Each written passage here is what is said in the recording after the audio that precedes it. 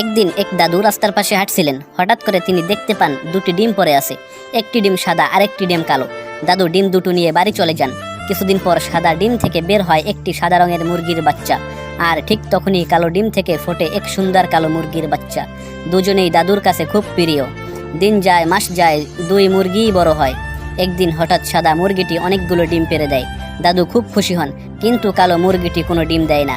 এই কারণে দাদু তার উপর রেগে যান। একদিন দাদু বাজার থেকে একটা ইনজেকশন কিনে নিয়ে আনেন।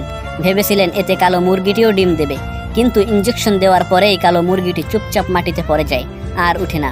দাদু স্তব্ধ হয়ে যান। সাদা মুরগিটিও দুঃখে কাঁদতে থাকে। দাদুর চোখে পানি চলে আসে।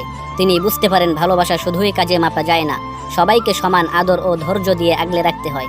তুমি যদি মনে করো কালো মুরগিটিও ভালোবাসা পাওয়ার যোগ্য ছিল, তাহলে অন্তত একটা লাইক দিও আর সাবস্ক্রাইব করো।